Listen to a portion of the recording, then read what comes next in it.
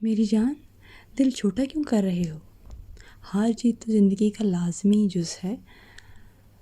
تم تو صرف ایک کھیل میں ہارے ہو۔ بھلا ان لوگوں کو دیکھو جو دل ہار کر صبر سے بیٹھے ہیں، پوری کی پوری متاع لٹا کر بھی صبر کا دامن نہیں چھوڑتے۔ لالا، ایسی بات نہیں ہے۔ اب نے کچھ جھنجھلا کر وضاحت کرنا چاہیے۔ یہ سوپ تو میرا ازلی دشمن ہے۔ اگر آپ کے دوست کا بھائی نہ ہوتا تو سچ میرے ہاتھوں اب تک شہید ہو چکا ہوتا۔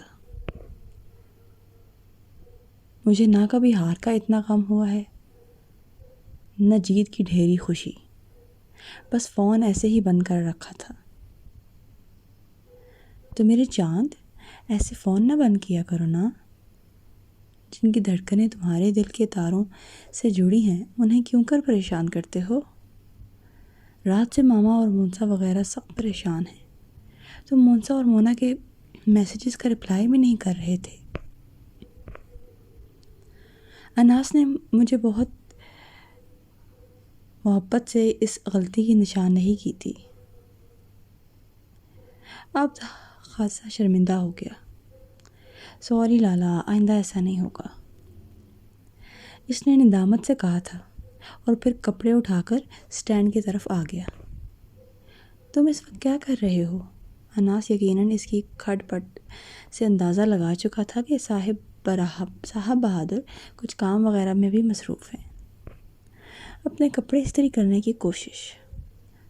سچ لالا، جب سے گھر سے باہر نکلنا پڑا ہے سارے زنانیوں والے کام سیکھ لیے ہیں۔ کبھی کبھی تو بڑا ہی رونا آتا ہے۔ پچھلی مرتبہ صوب نے میرے کپڑے لانڈری میں نہیں دیے تو خود ہی دھونے پڑے۔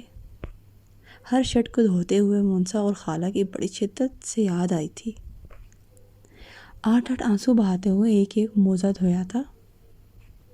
اناس کو ہنسی آ گئی۔ چلو اسی بہانے تمہیں خواتین کی قدر تو آئی۔ جناب، ہم تو دل سے قدر کرتے ہیں، بس آپ ہی خواتین کی قدر نہیں پہچانتے۔ وہ گویا مزے سے بولا، آج اگر شادی کر چکے ہوتے تو میں 3-4 پیارے پیارے بچوں کا چاچو ہوتا۔ تو پھر تیاری پکڑو نا، میں تمہیں چاچا بنانے کے لیے تیار ہوں۔ اناس نے گویا ایک خوشگوار دھماکہ کیا گیا تھا۔ اب کی ساری بیزاری پل بھر میں اڑنچو ہو گئی۔ لالا، آپ سچ کہہ رہے ہیں؟ وہ بے حد حیران ہوا۔ 100% سچ۔ اناس اس کی خوشی پر خود بھی مسرور ہو گیا تھا۔ کون ہے وہ خوش نصیب؟ ڈاکٹر حوریہ، میری کلاس فیلو تھی اور بعد میں ہم دونوں نے تقریباً سال بھر تک میڈیکل کالج میں پڑھایا بھی تھا۔ پھر حوریہ انگلینڈ میں اور میں امریکہ چلا گیا تھا۔ اس پر کچھ گھریلو ذمہ داریاں تھیں، اسی لیے اس نے مجھے بھی کوئی اگلا قدم اٹھانے کی اجازت نہیں دی تھی۔ اب جب کہ وہ اپنے مسائل سے آزاد ہو گئی ہے اور میں نے بھی اپنا کلینک اسٹیبلش کر لیا ہے، تو پھر سوچتا ہوں کیوں نہ ماما کے لاڈلے کو خوش کر دیا جائے۔ اناس کے لہجے سے خوشی اور شادمانی کے فوارے پھوٹ رہے تھے۔ یعنی بندوق میرے اور ماما کے کندھے پر رکھ کر چلانا ہے؟ اب شرارتی انداز میں کہا، ٹھیک ہے جی، ہمیں پھر بھی منظور ہے، آپ مانیں تو صحیح۔ گھر کب آؤ گے؟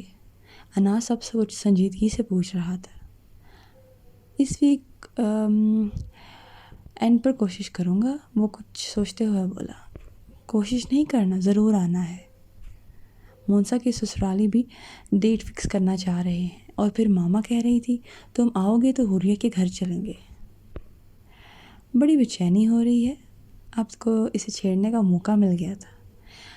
مزید آدھا گھنٹہ لالا سے بات کرنے کے بعد وہ بڑے ہی خوشگوار موڈ میں سونے کے لیے بیڈ پر لیٹ گیا۔ ذہن سے رمشا کے فون کال اور جاسم کی طرف سے ملنے والی شکست خود بخود نکل گئی تھی۔